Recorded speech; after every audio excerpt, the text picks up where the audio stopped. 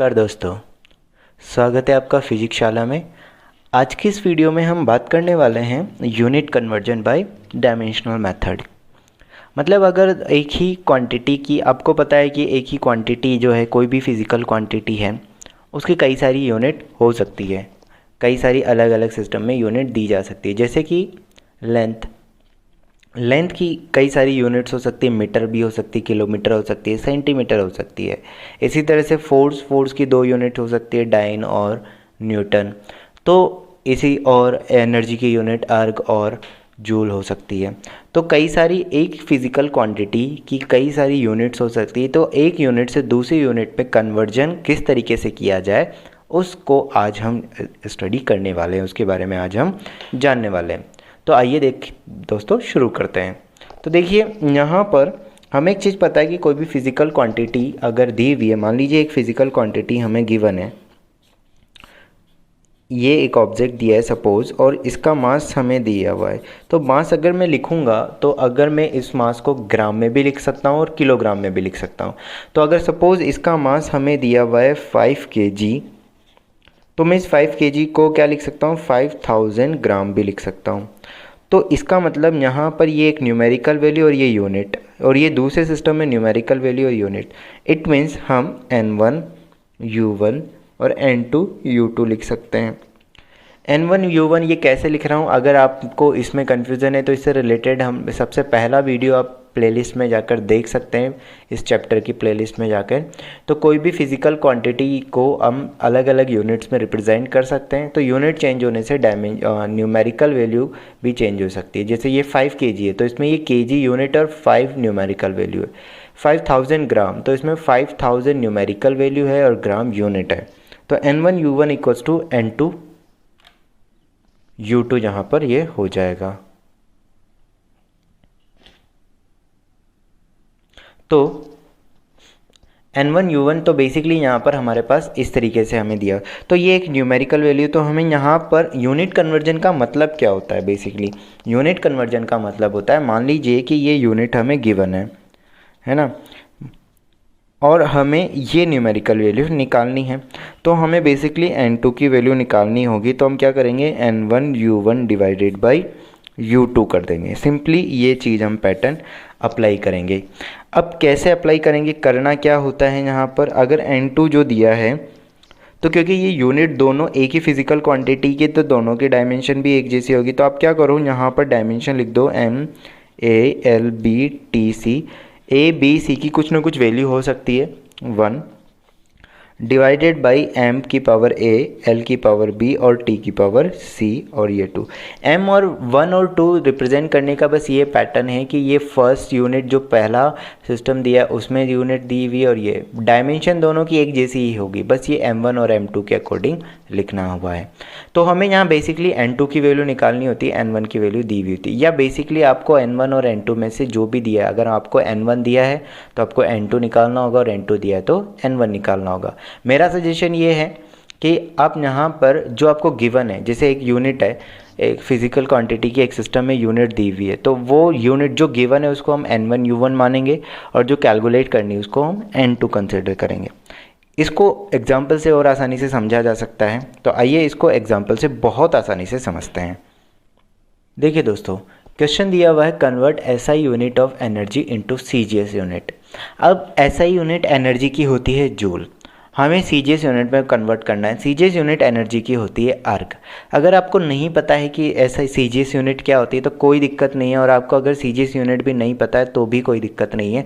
आप जूल की जगह सिंपली एसआई यूनिट लिख सकते हो, और अर्ग की जगह सिंपली सीजीएस यूनिट लिख सकते हो। ठीक है, तो हमें क्या दिया हुआ है, हमें पता है कि भाई जो एनर्जी है, इस एनर्जी की दो यूनिट हैं। एक है यहाँ पर एसआई के अंदर जो कि है जूल, जिसको हम जूल बोलते हैं, और सीजीएस के अंदर जो होती है वो होती है अर्ग। ठीक है, अगर आपको नहीं पता है तो अब ज़रूरी नहीं है, कोई दिक्कत नहीं है।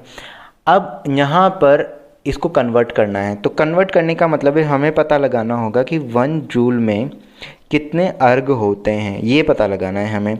तो कितने होते हैं, इसको हम x मान लो या n2 मान लो, तुम्हारी मर्जी क्या मानना चाहते हो, क्योंकि इसमें सिंपली इतना बोला है कि ऐसा यूनिट को CGS यूनिट में कन्वर्ट करो, 1 SI यूनिट में कितने CGS यूनिट होती है, तो 1 जूल इक्वल्स टू x अर्ग मैंने मान लिया। मतलब ये हमें गिवन है और ये हमें निकालना है, समझ में आई। तो इसको हम N2 की तरह ट्रीट करेंगे और इसको हम N1 की तरह ट्रीट करेंगे। तो क्या होगा, आप लिख दो इसे x इक्वल्स टू 1। अब आपको यहाँ पर बेसिकली करना क्या है, आपको यहाँ पर x की वैल्यू निकालनी है ना, तो आप डायमेंशन लिखो। किसकी डायमेंशन लिखनी है, एनर्जी की डायमेंशन। तो एनर्जी की डायमेंशन क्या होती है, m1 L2 T-2, ये एनर्जी की यहाँ पर डायमेंशन होती है। और यहाँ 1 इसलिए लगा देते ताकि हमें पता लग जाए कि हाँ ये SI में है। और m L2 T-2, आपको ऊपर और नीचे दोनों सेम ही लिखनी है। यहाँ पर कौन सी लिखनी है, जो गिवन है, जो गिवन यूनिट है, और जो यहाँ पर लिखनी है जो कैलकुलेट करनी है,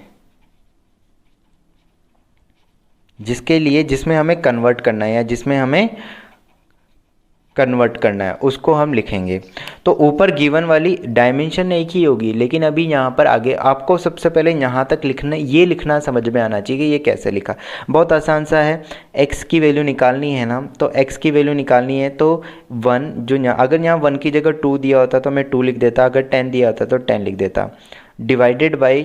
तो यहाँ पर ये अब नीचे क्यों आया, क्योंकि अर्ग नीचे भेजोगे तो अर्ग की डायमेंशन भी वही होगी, इसकी डायमेंशन भी वही होगी, सेम डायमेंशन दोनों की आने वाली है। तो इस तरीके से हम ये निकाल सकते हैं। अब यहाँ पर आगे क्या करना है, अब आपको ये ध्यान रखना है कि यूल किस में, SI सिस्टम में, और CGS में अर्ग है। तो आपको M, L और T की जगह यूनिट्स लिखनी है। M जैसे M क्या है, मास, तो मास की यूनिट लिखनी है किलोग्राम, ग्राम। इस तरीके से आपको इसको लिखना है। देखिए दोस्तों, तो यहाँ पर हमने ये लिख लिया, आपको समझ में आ गया होगा। ऊपर जो हमें लिखना है वो सिस्टम लिखना है जो हमें गिवन है हमेशा, और ये जिसमें हमें कन्वर्ट करना है, ठीक है। तो है तो एनर्जी की ही यूनिट लिखनी है। तो अब देखो यहाँ पर मास की जगह हमें क्या लिखना है, किलोग्राम, यूनिट लिखनी है। अब मैं ऊपर SI वाला दिया हुआ है, बेसिकली ये जो है ये SI सिस्टम है और ये CGS में SI में मास को किलोग्राम में लिखते हैं, लेंथ को मीटर में लिखते हैं, टाइम को सेकंड में लिखते हैं। CGS में मास को ग्राम में लिखते हैं, लेंथ को सेंटीमीटर में लिखते हैं, और सेकंड टाइम को सेकंड में ही लिखते हैं। तो मास की जगह मास लिख दिया, मास की जगह किलोग्राम लिख दिया, लेंथ मीटर, तो यहाँ पर मीटर का स्क्वायर लिख दिया। अब ये ध्यान रखना है ये मास नहीं है, मीटर स्क्वायर लिखा है, और सेकंड की जगह -2 का स्क्वायर लिख दिया, डिवाइडेड बाय यहाँ पर ग्राम इंटू सेंटीमीटर का स्क्वायर इंटू सेकंड -2 का स्क्वायर, ये हमारे पास दिया हुआ है T⁻²। देखिए अब हमारा टारगेट क्या है, हमारा टारगेट यहाँ से होता है कि हमें ये यूनिट कैंसिल आउट करनी है। तो देखिए दोस्तों कि यहाँ पर ग्राम हमें पता है कि जो ये किलोग्राम दिया हुआ है इसको हम लिख सकते हैं 1000 ग्राम इंटू सेंटीमीटर। तो मीटर को क्या लिख सकते हैं, 100 सेंटीमीटर का स्क्वायर इंटू सेकेंड का square, divided by gram centimetre का स्क्वायर इंटू सेकेंड -2 का स्क्वायर। इसको जब कैंसिल आउट करेंगे हम तो यहाँ से ये कैंसिल आउट हो जाएगा। कैसे चेंज किया मैंने, आपको समझ में आ रहा होगा कि इसको यहाँ पर मीटर को 100 सेंटीमीटर में लिख दिया है। थोड़ा और कैंसिल आउट करोगे, इसको सॉल्व करोगे तो ये यहाँ से ग्राम।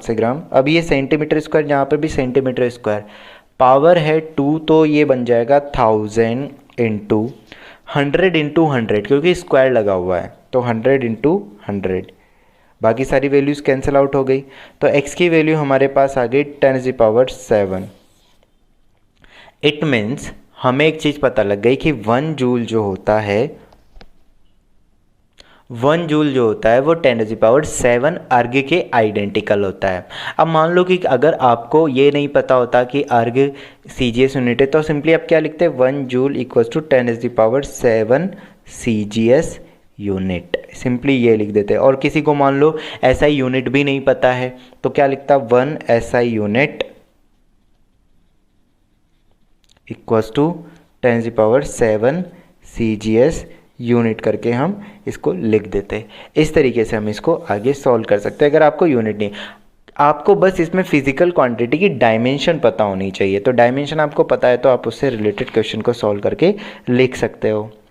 जैसे एक और क्वेश्चन करते हैं, एक और इससे रिलेटेड एक और क्वेश्चन करते हैं। अगला क्वेश्चन दिया हुआ है कि एसआई यूनिट जो है प्रेशर की एसआई यूनिट को सीजीएस यूनिट में कन्वर्ट करना है। अब मान लो कि प्रेशर की जो एसआई यूनिट होती है बेसिकली वो होती है पास्कल, लेकिन मुझे सीजीएस यूनिट नहीं पता है तो सिंपली कोई बात नहीं, कोई दिक्कत वाली बात नहीं है। अब सबसे पहले हमें प्रेशर की डायमेंशन पता होनी चाहिए। तो प्रेशर की जो डायमेंशन है उसको कैसे निकाला जा सकता है? प्रेशर होता है फोर्स डिवाइडेड बाय एरिया। तो M L T minus two divided by L two, तो ये होगा M L minus one T minus two, ये प्रेशर की डायमेंशन हो जाएगी। अब अगर आगे हम पता करें कि प्रेशर की डायमेंशन कैसे, तो मुझे एसआई से किस में कन्वर्ट करना है? मुझे एसआई से कन्वर्ट करना है सीजीएस वाले सिस्टम में। तो इसका मतलब मुझे एक्स की वैल्यू यहाँ निकालनी है और यहाँ पर 1 दी हुई है। जब हमें कुछ नहीं बोला जाए तो हम ये लेके चलेंगे। तो एक्स क्या होगा? M L one T minus two और M L minus one T minus two और 2। तो ये हमारे पास इस तरीके से हो जाएगा। अब देखिए यहाँ पर अगर मैं आगे बात करूँ कि किस तरीके से ये हो सकता है, तो x की वैल्यू, अब देखो यहाँ पर हमेशा ऊपर जो दिया हुआ है तो ये SI वाला सिस्टम है, ये SI वाला है और ये CGS वाला है। तो करना क्या है अब इसके बाद और कुछ नहीं करना। जो यहाँ पर मास लिखा हुआ है वहाँ kg लिख देना है, और जहाँ SI है तो मास की जगह kg लिख देना है, लेंथ की जगह मीटर लिख देना है, बस ये यूज़ करना है। तो लिखते हैं, मास की जगह हो जाएगा kg इंटू लेंथ की जगह हो जाएगा मीटर, तो मीटर इनवर्स, और ये हो जाएगा second minus 2 divided by gram into centimetre inverse और सेकेंड इनवर्स। सेकेंड में टाइम सीजीएस इन दोनों में सेम होता है तो इसको तो हम कैंसिल आउट कर देते हैं। आगे देखते हैं अब इसको क्या लिखा जा सकता है। देखो ग्राम, इसको मैं 1000 ग्राम लिख सकता हूँ केजी को, इंटू मीटर को 100 centimetre inverse divided by gram and centimetre inverse. अब इसको थोड़ा सॉल्व आउट करते हैं। तो देखो यहाँ पर इस तरह से दिया हुआ है तो इससे ये कैंसिल आउट हो जाएगा, ग्राम से ग्राम कैंसिल आउट हो जाएगा। तो x की वैल्यू जो होगी वो होगी 1000 इंटू ये वैल्यू। इसका मतलब क्या हो गया? 1000 डिवाइडेड बाई 100, तो ये कैंसिल, तो x की वैल्यू जो होगी वो कितनी होगी? 10 यहाँ पर आ जाएगी। तो it means 1 pascal equals to 10 CGS unit यहाँ पर हो जाएगी। तो 1 pascal equals to 10 CGS unit हमारे पास इस तरीके से बन सकती है। तो इस तरीके से हम किसी भी एक सिस्टम से दूसरे सिस्टम में भी यूनिट निकाल सकते हैं, कन्वर्ट कर सकते हैं। बस आपको प्रॉपर पैटर्न यहाँ पर फॉलो करना है और कुछ अलग से नहीं करना है। आइए इससे रिलेटेड एक और क्वेश्चन करवाता हूँ मैं आपको। देखिए दोस्तों, अभी एक थोड़ा सा अलग पैटर्न का क्वेश्चन है।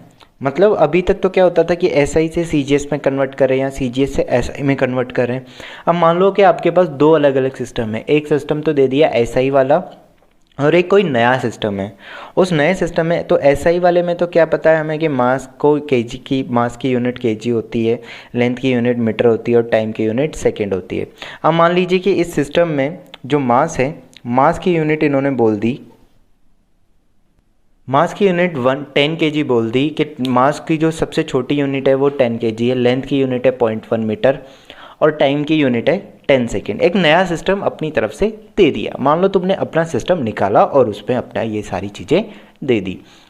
अब यहाँ पर ये दो सिस्टम है तो अब फिजिकल क्वांटिटी मान लो कि एक सिस्टम से दूसरे सिस्टम में कन्वर्ट करना है। मान लीजिए कि मैं यहाँ पर अब क्वेश्चन लेता हूँ कि फोर्स जो है, फोर्स को SI से कन्वर्ट करना है न्यू सिस्टम में। SS का मतलब हो जाता है नए सिस्टम में। तो अगर मुझे ये चेक करना है तो SI में यूनिट होती है न्यूटन, है ना, स्मॉल n लिखना होगा बाय द वे से। तो ये न्यूटन होती है या कैपिटल N से हम लिख सकते हैं। और न्यू सिस्टम में जो यूनिट है उसको न्यू यूनिट बोल देंगे।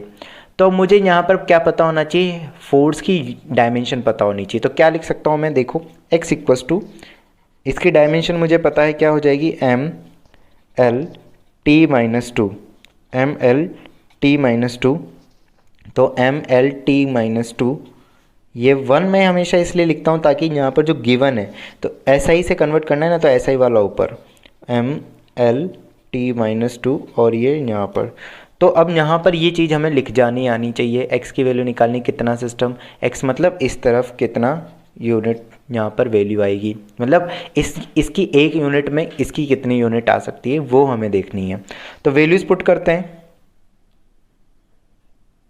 तो देखिए दोस्तों, ऊपर वाली जो है उसको तो SI में लिखना है और नीचे वाला जो दिया है वो हमें CGS में लिख कर चलना है, मतलब वो नए सिस्टम में न्यू सिस्टम में हमने लेकर चलना है। ठीक है, तो ऊपर वाले के लिए लिख देते हैं, मास को हमने लिया है kg में, लेंथ को लिया है मीटर में और टाइम को लिया है सेकेंड स्क्वायर में।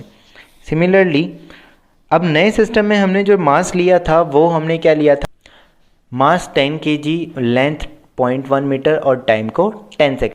तो देखिए दोस्तों, यहाँ पर मास की जगह मैं लिख देता हूँ 10 kg, जो नए सिस्टम में दिखाया गया है। मीटर की और लेंथ की यूनिट है 0.1 मीटर और टाइम की जगह लिखना है हमें 10 सेकेंड, तो ये 10 सेकेंड का -2।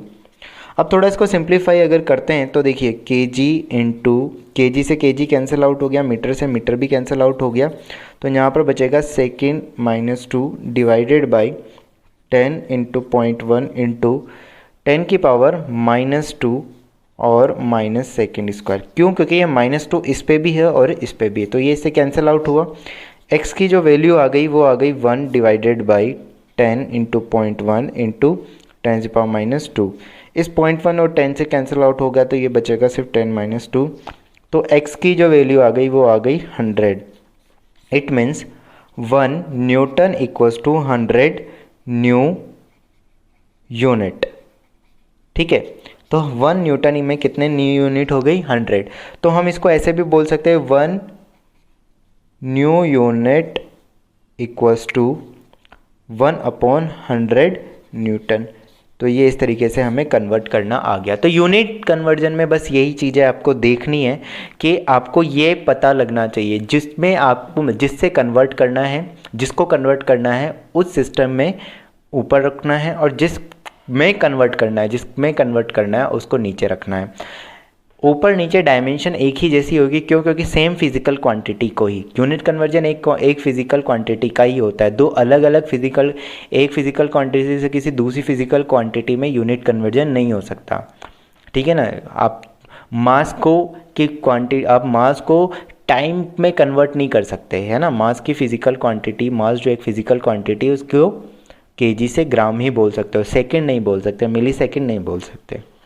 आई होप आपको समझ में आई होगी ये वीडियो। और एक और क्वेश्चन ले लेते हैं, उसके बाद इस वीडियो को ख़त्म करते हैं।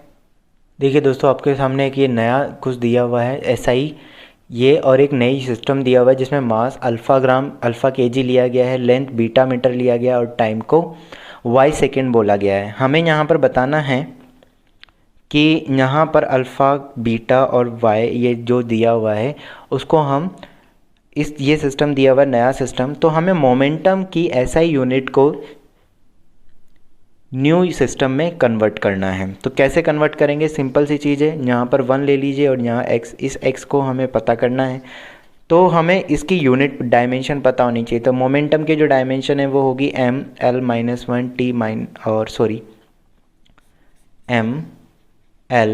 ml-1. ठीक है, तो अब एक बार इसकी वीडियो पॉज करके इसकी x की वैल्यू निकालो और फिर चेक करना कि सही आया है या नहीं किया है। चलिए आइए, आई होप आप सब लोगों ने ट्राई किया होगा। x की वैल्यू अगर निकालनी है तो वापस से हमें डायमेंशन लिखनी पड़ेगी ml-1 की पावर ये वहाँ पर, और ml-1 2, ये गिवन, ये तो SI वाला है और ये न्यू है। तो x की वैल्यू निकालनी है तो मास की जगह तो लिखेंगे kg, यहाँ लिखेंगे मीटर और यहाँ लिखेंगे सेकेंड, और इसकी जगह नीचे मास की जगह लिखेंगे अल्फ़ा kg, बीटा मीटर और y सेकेंड इनवर्स। ये हो गया, इससे ये कैंसिल, इससे ये कैंसिल, ये -1 आ जाएगा क्योंकि ओवरऑल बन रहा है, तो ये kg से kg कैंसिल। तो x की वैल्यू कितनी आ गई 1 divided by alpha beta y की पावर -1, तो ये बन गया वाई अल्फ़ा और बीटा। तो x की वैल्यू हमारे पास क्या आ गई, वाई अल्फ़ा बीटा,